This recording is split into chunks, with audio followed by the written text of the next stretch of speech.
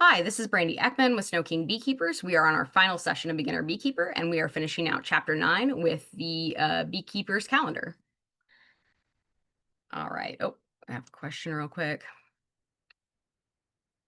If we haven't done any of the tests, how long do we have to do them? So I assume you're talking about the quizzes for the class. There isn't really like a timeline per se, and I know that's probably not what you want to hear. Um, I believe Eli tries to mail out certificates within, I want to say it's like, or she tries to contact WASBA about certificates within like 2 weeks of the class ending. And the quizzes are not super long. I think they're like 10 or 15 questions. You have to get 80% to get them right. You can retake them as many times as you want or need. But yeah, I believe it's 2 weeks. I'll double check with Eli though on what the timeline is on that. So I will double check and get back to you. So the calendar for first year beekeepers, this is the condensed version. The tasks, we've discussed this before, they depend on the weather and the bees calendar, not the Julian calendar. So the Julian calendar is, obviously the calendar we use on the day-to-day basis, but the Julian calendar generally tells us that blackberry opens in late June or mid to late June. However, if your area is anything like my area, blackberry is beginning to open now. It is June 3rd. So we go by the weather and the bees calendar and the bloom calendar. When is it too late in the season to catch a swarm? Great question. So there's two answers. The first answer is it's never too late to catch a swarm, as long as you have other hives that you can combine it with. And the reason I say that is because a swarm is generally too small after about July to build up enough population to survive through the winter.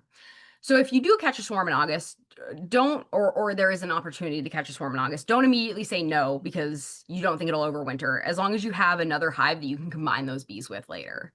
So we were talking earlier about how you don't try to overwinter weak hives, and this includes swarms. Swarms are a weak hive when you catch them.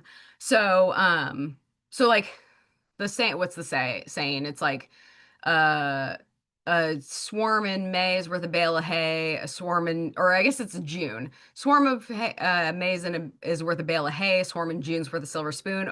A swarm in July isn't worth a fly. So basically, if you catch any in like July or later, don't immediately think, oh, they're going to die. Just be aware that you're probably going to have to combine them with a stronger hive. Or if you catch multiple swarms, if they're big enough, you may be able to combine them together. You'll have to pinch a queen, but you may have to combine them together to make sure that they survive the winter. So the answer is it's never too late as long as the bees are swarming, but you may not be able to maintain that swarm as its own hive. Great question. So we never ever stop monitoring our bees, but we do shift how we monitor them. In December, we build our wish list. Remember, Christmas is a great way to get beekeeping supplies, especially if you're on a budget. Ask your friends and family for beekeeping stuff. Price out your equipment and price out your bees if you don't have them, or if your bees haven't made it at this point. Request your free catalogs. I guarantee if you ordered from like Man Lake and Dedaunt, they will send you a catalog. If you haven't, then you can request a catalog. Do a lot of research. I know I talked about it a little bit in the email, but like I highly recommend subscribing to either like, oh, is it gonna Bee Culture? Nope, it's not gonna do it. But anyways, this is Bee Culture. This is American Bee Journal. They're both great magazines. Hobby Farms also periodically does beekeeping articles. They are great places to keep up to date on what's going on in the beekeeping world and keep up to date on what's going on in research and science around beekeeping, and also to learn some best practices or learn some alternate practices that maybe something isn't working for you, and you come across an article where somebody conveys that something's working for them, and maybe you try it and it works really well for you. Research can also come in the form of reading scientific papers. It can also come in the form of reading books. If you haven't already, I highly recommend Story's Guide to Keeping Honeybees. Sorry, my blur on the camera is really bad, but it's a bright yellow book. Yeah, Story's Guide to Keeping Honeybees. This is the second edition. I think I think we're on the 4th edition now. This was purchased a few years ago. So make sure you get the latest edition if you are buying any books. I should probably honestly update that. Keep in mind, again, so a date, origin, geographical location. So that book is what I would consider out of date. But Bee Culture and American Bee Journal are always going to be as up to date as possible because that is their job, is to stay as up to date as possible. They may not have the geographical location in mind, but it's always worth reading, in my opinion. And if you can't afford to, or you don't want to buy your own books because you don't want to have to keep, updating them and or you don't want to keep a bunch of books on hand, check your library. Libraries are amazing. They're great resources, and a lot of them will have basic beekeeping books. And if they don't, request them. Librarians will help you get what you need. Some 2 pages of recommended resources based on location and climate, and that are most up to date. I think I sent this out around, I want to say the 3rd course, but there's a bunch of different resources on here. And it's about 2 pages worth of just like free beekeeping web courses, places like University of Guelph that just has like a lot of great videos. And if you need that again, let me know and I can send that back out to you. But it is really a great resource, especially when you're sitting in the winter, wondering how your bees are doing, maybe being a little anxious about it. And it can help, doing some of these activities, going through some of these courses can help alleviate that anxiety. Again, I have to throw some props out for the SnoKing Beekeepers Association group, or the Facebook page. It can be very informative, and the Facebook page is kind of popping right now with, I don't know if you guys heard about what happened in Linden, where the semi overturned and it was like 27,000 pounds of bees tipped over. One of the beekeepers, actually, I believe from our club, was involved in helping rescue those bees. And they've been posting about that. They've been posting about blackberry. They've been posting about swarms and mite treatments and all sorts of stuff right now. So right now it is a wealth of resources.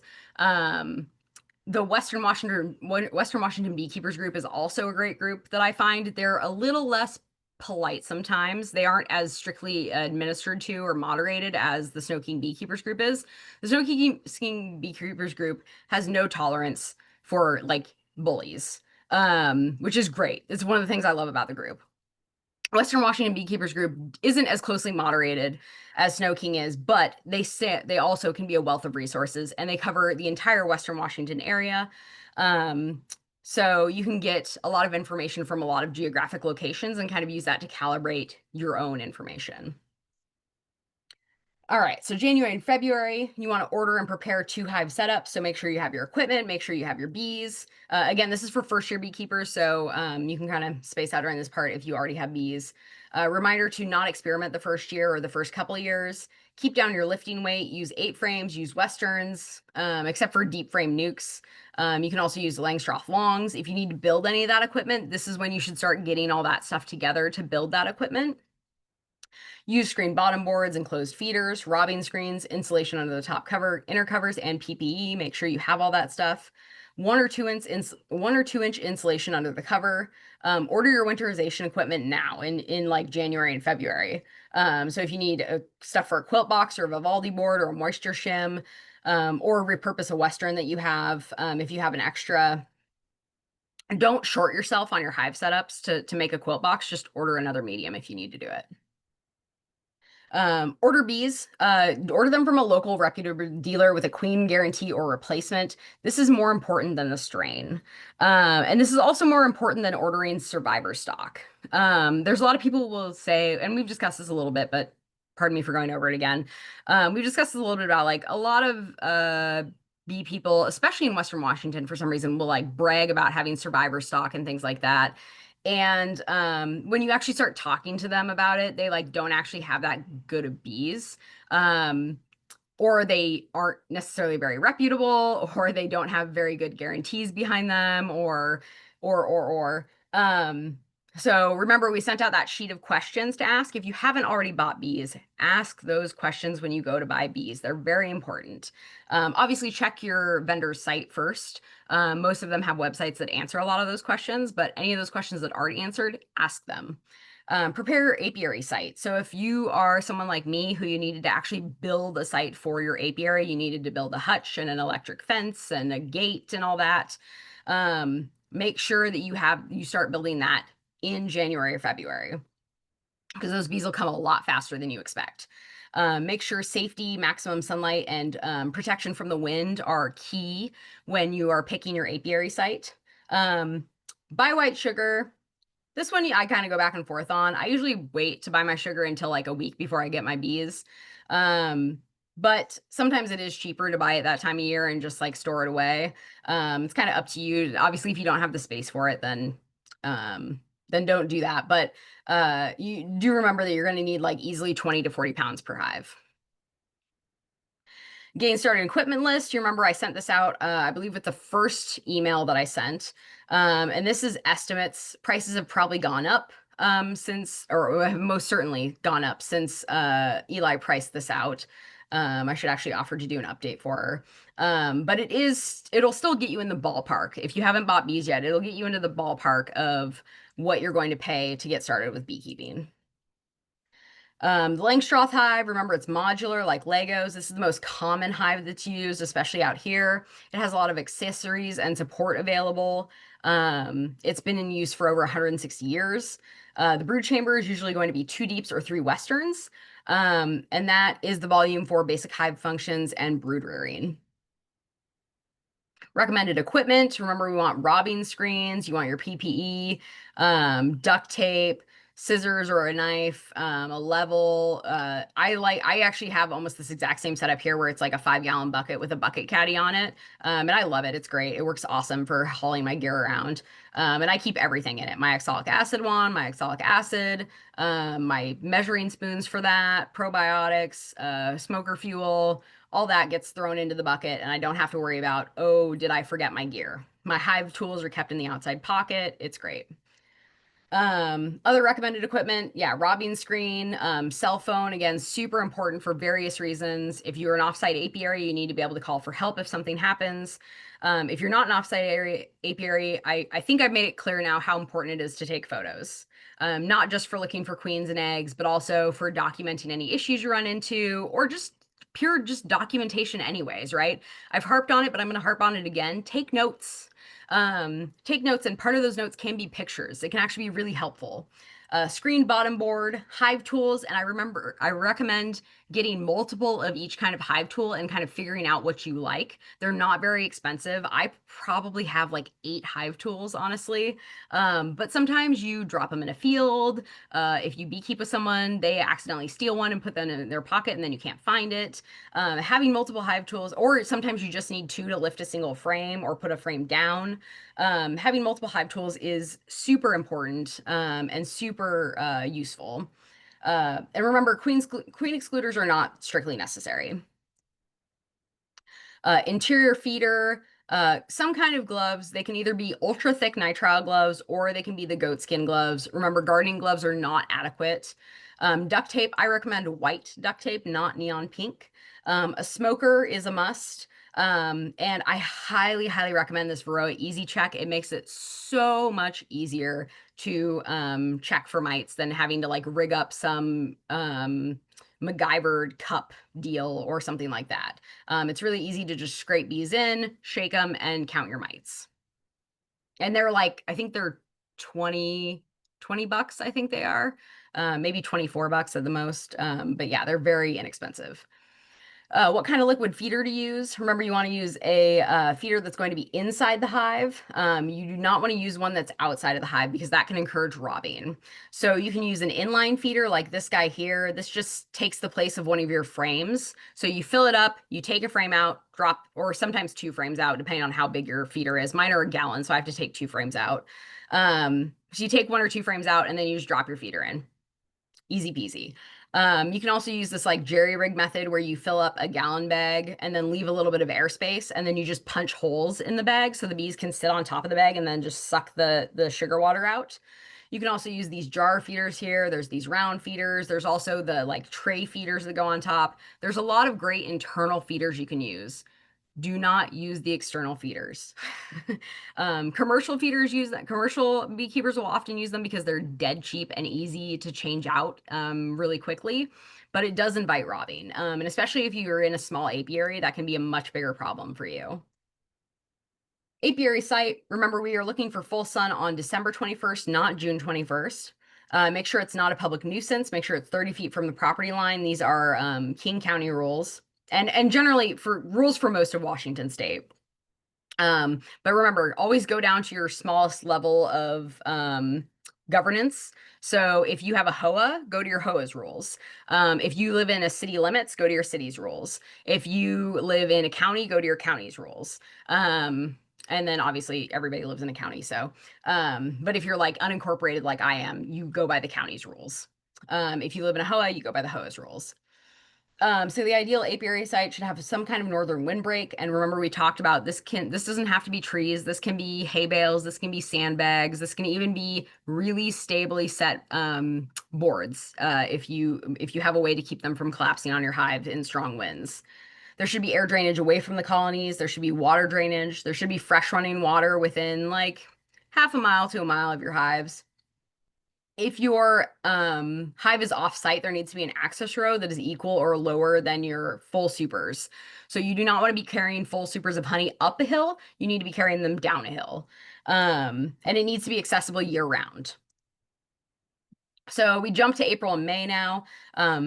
Possibly March for a package, but that's kind of unusual, especially out here where our March weather is just wild and unpredictable. Install your bees promptly. Remember, keep it simple. Don't try to experiment. Lay out everything in advance. Review videos of installation first. Check which type of queen cage you have. And if your queen is caged, if your queen is marked, know those things in advance. Take pictures and inspect each frame. Make sure you feed because remember, this is a weak hive. Even if you've bought a nuke, it is a weak hive. Oh, I missed a couple questions here. Sorry about that. Oh, sorry, Doreen. Yeah, you can catch a swarm through the end of June, likely, and put it in its own hive. Obviously that depends on the size of the swarm. Swarms vary hugely in size. You can catch swarms that are the size of like a softball, and you can catch swarms that are multiple boxes of bees. I think the biggest I've ever seen was I think 5 deeps worth of bees.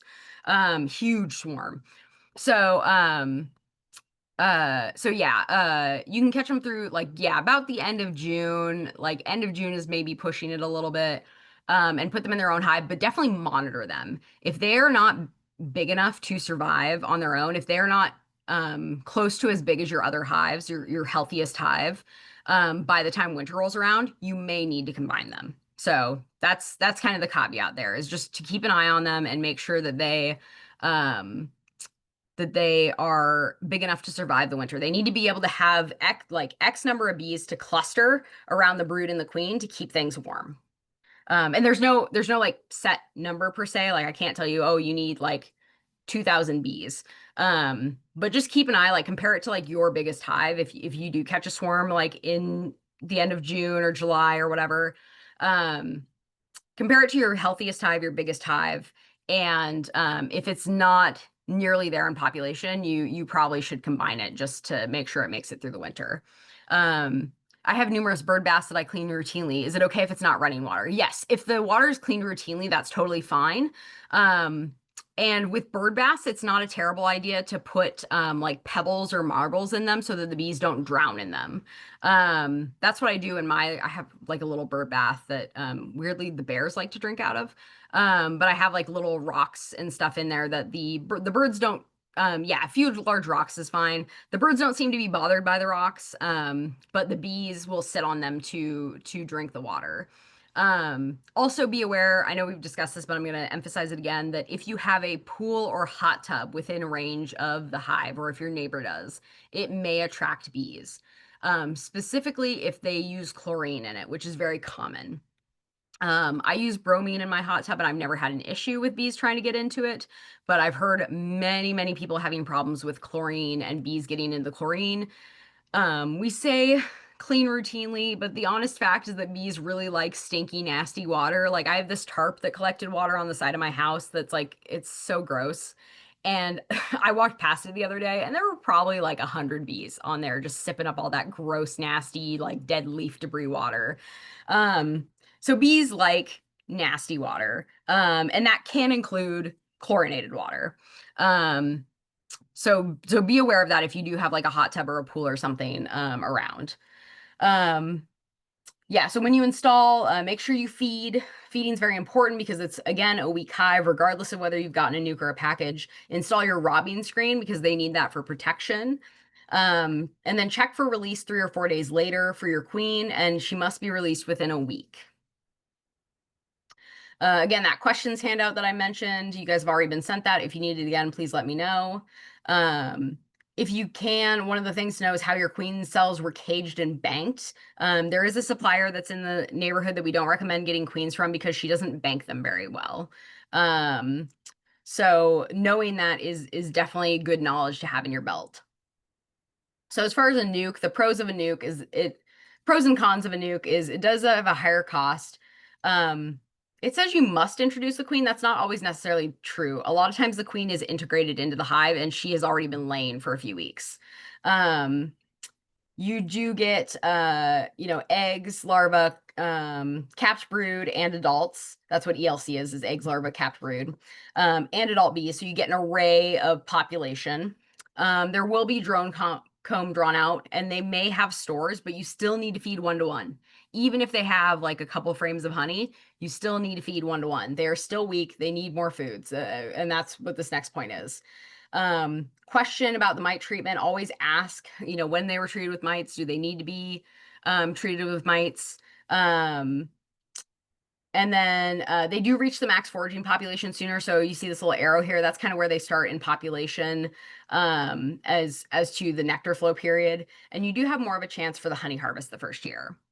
Can you list out the treatment plan you use? You're still wrapping your head around all the treatments. Also, another beekeeper told you that having oxalic acid, you only have to have 99% pure and not a certain brand. So regarding oxalic acid, it is true. You just have to have 99% pure, not a certain brand, unless you are selling your honey and treating with supers on. The FDA has only approved, or the USDA, FDA, whichever organization, has only approved apibioxal, I believe it's called, for use with supers on. That is the only brand of oxalic acid that is approved for use with supers on. That doesn't mean there aren't beekeepers who are using other equivalent brands with supers on. That's just the only brand. Like if you're selling honey, then you need to abide by those rules. If you're not selling your honey, there may be some flexibility there. Regarding my varroa mite treatment, I'm going to bank this question for a minute regarding my varroa mite treatment plan, and we can talk about that in Q&A. Let me make a note here so that I remember to talk about it in Q&A. My mite treatments, and I will go through how I treat for mites and how I deal with that seasonally and everything. So you can use other brands without supers on and sell the honey. Yes, that's fine. Because if you're using it without supers on, there's not the honey that's in there is for the bees. You're not gonna take honey out of the brood boxes. Don't ever remove honey from the brood boxes. That is for the bees. But as far as the supers on, the supers is honey. I mean, obviously some of it will probably go back to the bees, but the supers honey is storage honey. That is honey for you. So, or for selling or for banking too, you can bank that honey and use it in the spring. It's always a good idea. But you can absolutely use other brands. You can use any 99% pure oxalic acid or wood bleach is sometimes what it's marketed as, and still sell the honey because the honey is not in play when you are using the oxalic acid if you're not using it with the supers on. I hope that makes sense. Let me know if it doesn't. But we will come back to the discussion of mite treatments when we do Q&A. Again, have everything laid out in advance. So they've got their feed already to go in jars here. They've got all their frames ready to go. They've got their package. They've got duct tape. They've got frames. So they have pretty much everything. What I would say is also have your tools laid out too, have your smoker lit and ready to go. Have your pollen patty laid out too. It might be under something here. They might have a pollen patty somewhere. It might be at the bottom of this crate here. Like have all of that laid out in advance. You have to use plant sugar. So it has to be cane sugar or beet sugar. Do not use caro, do not use corn syrup, do not use high fructose corn syrup. Do not feed them back honey that did not come from your hives. So don't go to Costco and get like a big jug of honey and just dump that into a feeder. That's a terrible idea. You have no idea where that honey came from. Oh, how long do you have to remove the supers? So most beekeepers will remove their supers after the blackberry flow is over, and then put them back on for knotweed. Some beekeepers will leave them on through knotweed. They'll just leave the supers on and accept that the bees will probably eat some of that honey because of dearth between blackberry and knotweed. And this is strictly in Western Washington that I'm talking about. But generally, you want to remove the supers. If you are planning on keeping the honey or banking the honey, you want to remove the supers as soon as your flows are over. How long you have, like, you definitely need to remove them before you start winterization. So let's see, knotweed usually ends like at latest early September. So like I would say like mid-September is like the absolute latest that you have to remove the supers. And that's like pushing it a bit. But most beekeepers will pull. How long do you remove the supers when treating with oxalic acid? So if you're removing the supers strictly to treat with oxalic acid, no, I totally get what you're asking. If you're removing the treatment, I don't recommend removing supers and putting supers back on just to treat with oxalic acid.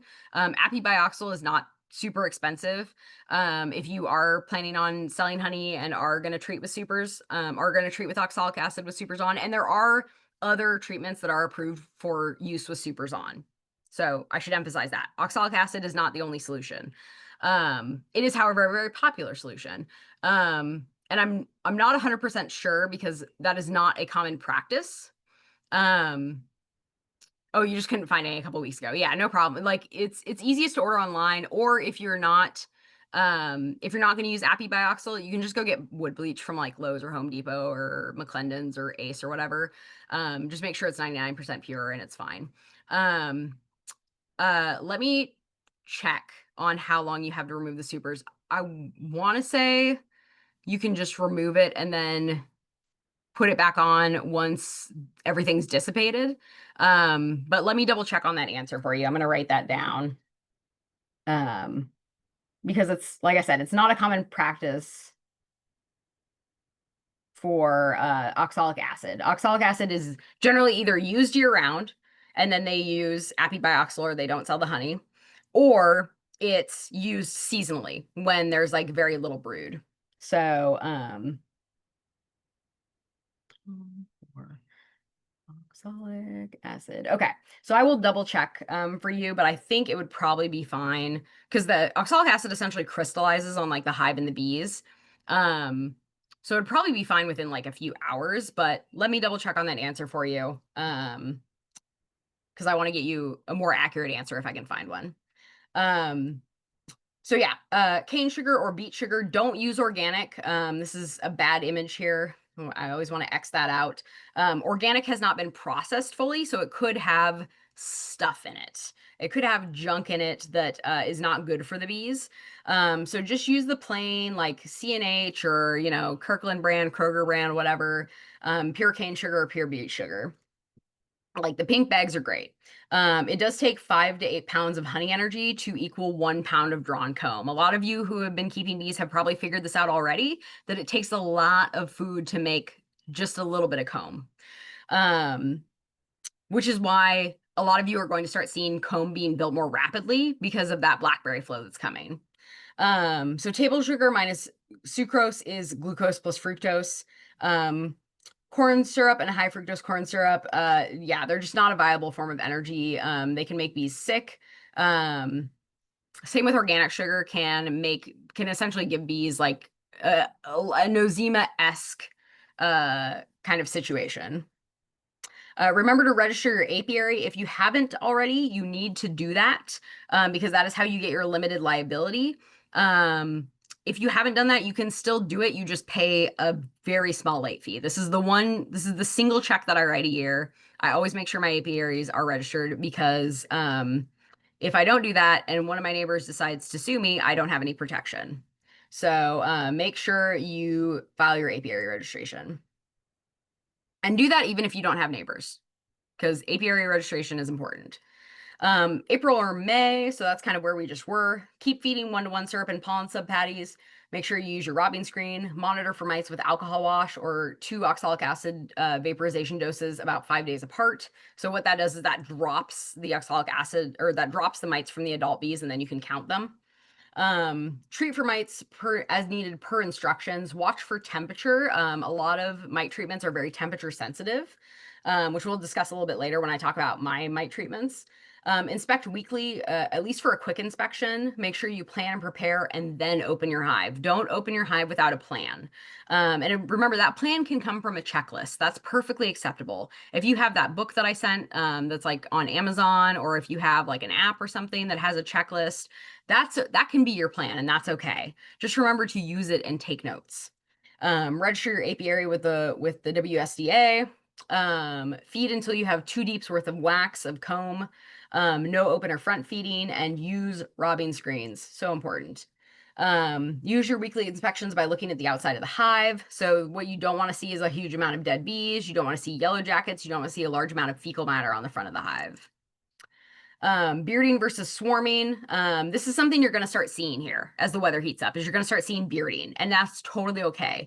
Bearding looks very calm and organized. The bees are all facing one direction because what they're doing is they're helping ventilate the hive, and they're also getting some bees out of the hive to lower the temperature. So they beard underneath the hive, like underneath your hive stand or like on the edge of your landing board. A swarm looks very chaotic. It's bees facing in all directions. Obviously, there are exceptions to every rules. But this is like a pretty reliable post. So don't freak out if you see bees hanging out on the bottom. It's probably just beer, especially as we start approaching, like we're supposed to hit 80s, I think like 2 days in the next week or so.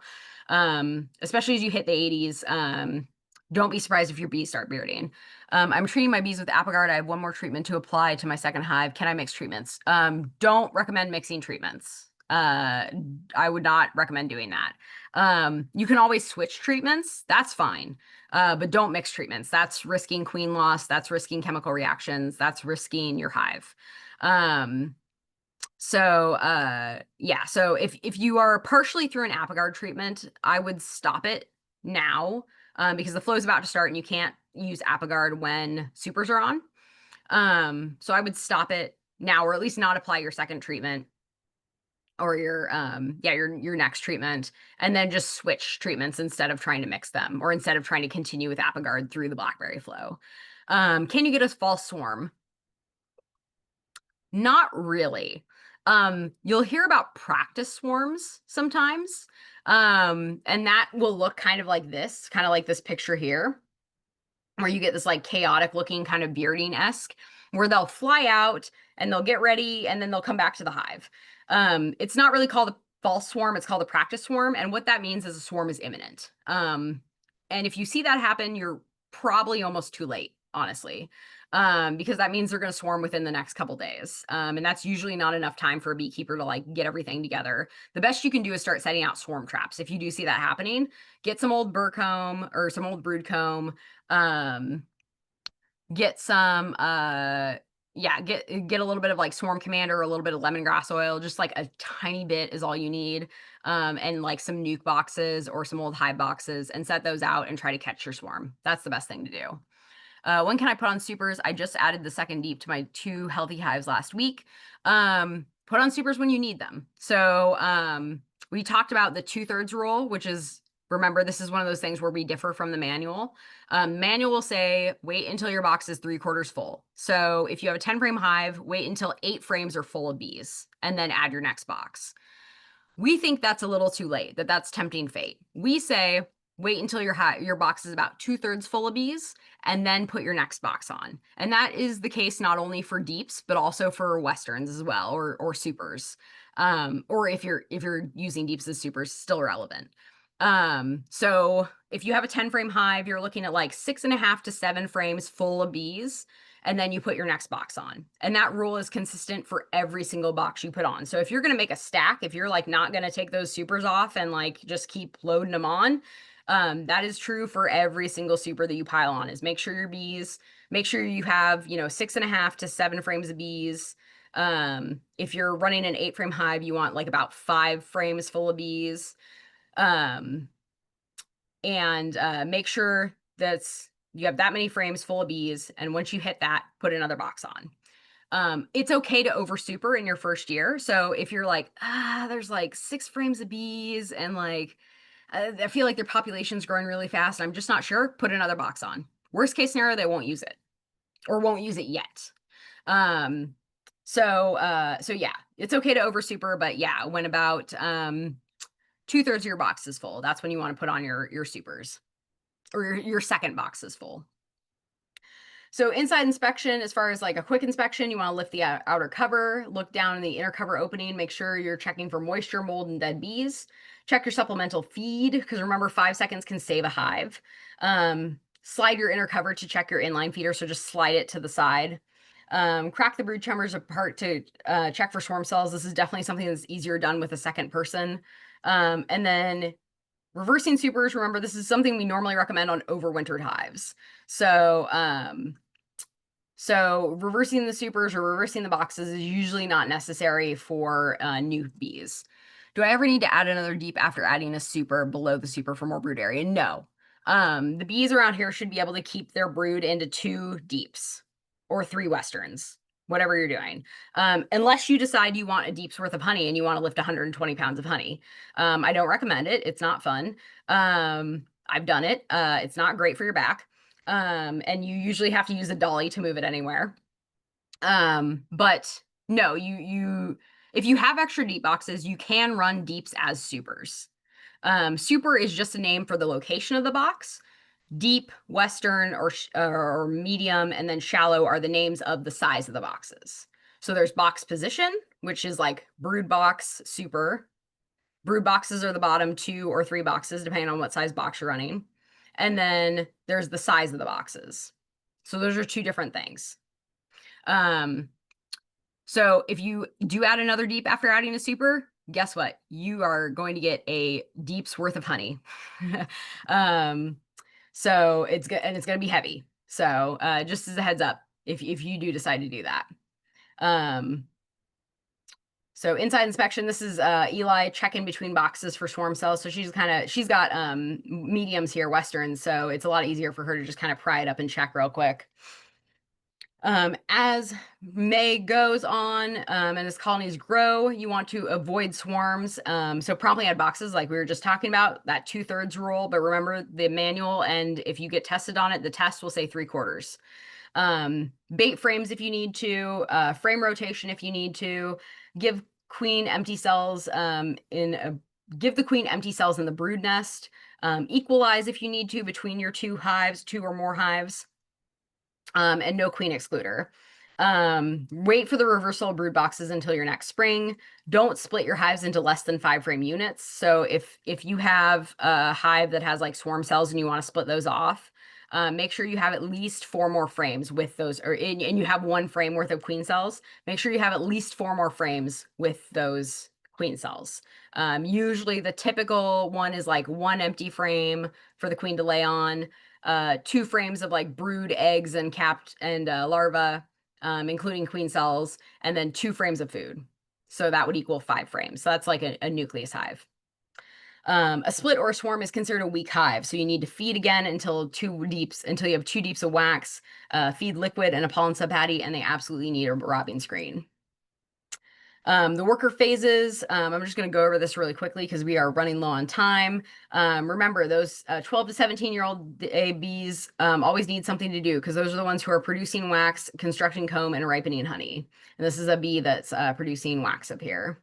They're a house bee until they're 21 days old. They're a field bee from 22 days until death. So what that means is they are in the hive until 21 days old, and then they are outside the hive foraging until after 22 days. So if they're full in the two lower boxes, will adding a super keep them from swarming? It gives them more space, yes. If your hive is already at a place where it's like looking like it's going to swarm, it may not prevent them from swarming. You're already running a little late. But it is giving them more space to put that honey so they don't start putting that honey in. Remember that frame that I showed you at the very beginning of class? Hopefully you saw it. But the frame I showed at the very beginning of class was one that had a bunch of eggs on it, but then it had like nectar and like bee bread in like weird places on the frame. That's what you don't want to see. If you start seeing that, then that means they need space because they are backfilling the brood nest with nectar and bee bread, which they should not be doing. But yes, generally, like if you add more space, so either another deep if you need another deep, or westerns if you need supers, it should keep them from swarming if they aren't imminently going to swarm, if you're not already seeing signs of a swarm. Again, inspection sheets, take notes. You don't have to use this particular sheet, but you do need to use something.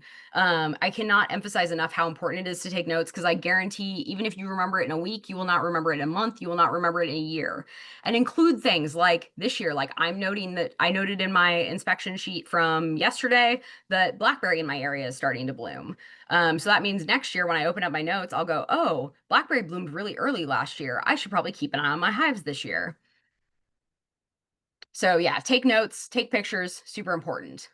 This is what a new hive spring buildup looks like. You got this like nice, like very solid pattern of capped brood here. Worker, drone, and queen cell. So we got a little bit of drone cells here, queen cell right here, and then typical worker cells right here. Swarm versus supersedure cells. We've discussed this a few times, but swarm cells are going to be at the bottom of the frame, like these guys in the bottom, and supersedure cells are going to be in the center of the frame. So remember, supersedure cells happen when there is something wrong with the queen.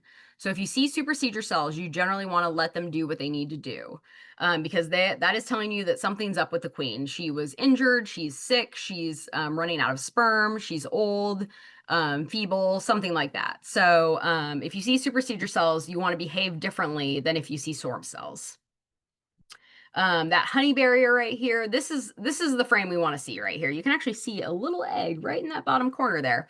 And you've got some capped brood right here. So again, we've got the honey arch, we've got the bee bread arch or pollen arch, and then, oh, and a queen. And then we've got some capped brood right here and some eggs where she's been laying.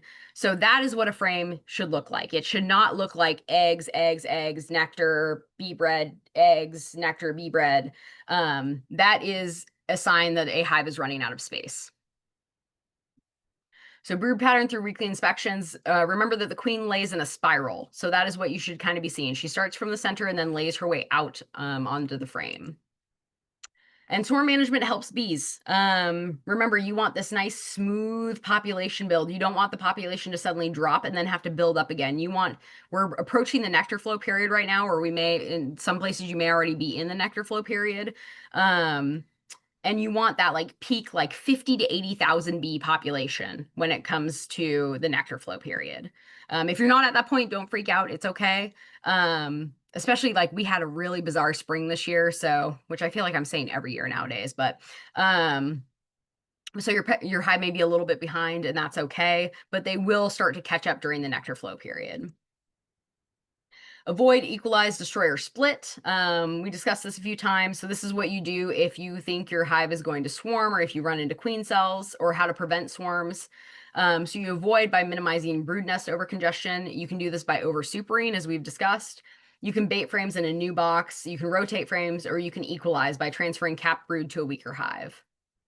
June and July as the colonies grow. So June, where we are, It's blackberry flow. It's a coming. If I've mentioned this in a couple of emails, but if you haven't already, take a drive around your neighborhood within like a half mile or a mile and see if the blackberries are blooming around you. Add supers promptly and then continue as colonies grow. July, you continue the above tasks and monitoring. Watch for a closely and treat. Watch for dearth and robbing risk. We do generally go into dearth in July, so you do want to start feeding them again. If they have less than 2 to 3 frames of capped honey in a colony, make sure you're feeding 1 to 1. Our major nectar flows, as a reminder, are big leaf maple, Himalayan blackberry, which is what we're about to hit, fireweed, and Japanese knotweed. Fireweed usually hits around the same time as blackberry / towards the end of blackberry. Blackberry has like a nice amber color honey, like a nice brownish amber. Fireweed is so light, it's like almost clear. It's very, very light colored honey. And then knotweed is super, super dark, like a caramely brown, or like even darker than like almost like a burnt caramely brown color. Remember, honey production, most of it is going to come within 2 miles of you. So if you feel like you're going to take that drive, you can take it up to 2 miles, but I recommend just driving within a half a mile or a mile from you. Pollen and nectar sources for bees. I emailed this out a few weeks ago, so if you don't have it, please let me know. In August, we are preparing to overwinter. Sorry, we have about 5 minutes to 8. If you need to jump off, that's totally fine. The recording will be sent out, but I'm going to keep going here until we're finished. August, start preparing to overwinter. So raise your stores back to 60 pounds with 2 to 1 if you harvested honey or if you're low. So again, this is 2 parts sugar to 1 part water. So you're feeding them a thicker syrup, so they have to do less work to dehydrate it, or to ripen it is what they're doing. You want at least 60 pounds of stores, which includes woodenware. Again, this is where we kind of differ. You want usually closer to like 120 pounds of stores, including woodenware. Evaluate your queen. So make sure she has a good compact brood pattern and hive strength. So they need at least 1 deep of bees and brood to survive the winter. And then the other deep is going to be stores. Merge small healthy colonies to create larger colonies. So again, if you caught that swarm in like late June or July and you're realizing that it's not nearly as big as your other colonies, you want to start looking at which colony you want to merge that to. Treat for mites and monitor for dearth and robbing. So by that time, you're about here. September and October, you want to overwinter in double deeps or triple westerns unless there's a lot of empty space. Like I said, some people do overwinter in single deeps, but it's not really recommended out here. You want your brood on the bottom and your stores to the top. Winterize in stages like we just discussed. Switch liquid to dry feed at about 50, 55 degrees daytime temperature or when the bees stop taking liquid. Then they need to have enough bees. They need to have space to cluster. They need to have enough stores. There should be no condensation falling on the cluster. And then metal robbing screens that keep out vespids or with a mouse guard if needed to block rodents. And we highly recommend a mouse guard. Winterization is essential for survival, so you need to consider cluster size, space, your brood to bottom. You need to protect them. There should be no dripping, and you need to feed them. And we highly recommend emergency feed keeping emergency feed in the hive because it's cheap insurance. In October, November, check your ventilation. Keep your upper and lower entrance clear if you have an upper entrance. Check condensation inside the hive, particularly on the inner cover. Your top insulation or moisture absorbing material should not block the airflow through the hive. Part of the reason I like pine shavings. Ratchet strap your hive down or place a weight on the lid if necessary, and then store your equipment away from pests. November and December, check to see if the solid feed is needed, if ventilation needs to be increased to reduce condensation. Check your upper lower entrances are clear. Promptly clean up any dead outs or at least close them down so they can't be accessed and store any resources from those dead outs, so honey or drawn comb. And then review your notes from last year and catch up on your journaling if necessary. Don't have to catch up on your journaling. Journal as you go. If you learned anything from this class, journal as you go and feed your bees. And then plan your next year. And then remember what you do when you don't see a laying queen. You add eggs or just hatched larvae, and then check for supersedure cells in a few days. Add open brood if there is none. And then you have that queen rearing calendar that'll tell you how long you need to wait until you see queen cells, until you see a laying queen, until you see a mated queen. Essential oils and organic acids. Apigard, I talk about a lot. Apivar Life. Apibioxyl, that is the oxalic acid that is approved for use.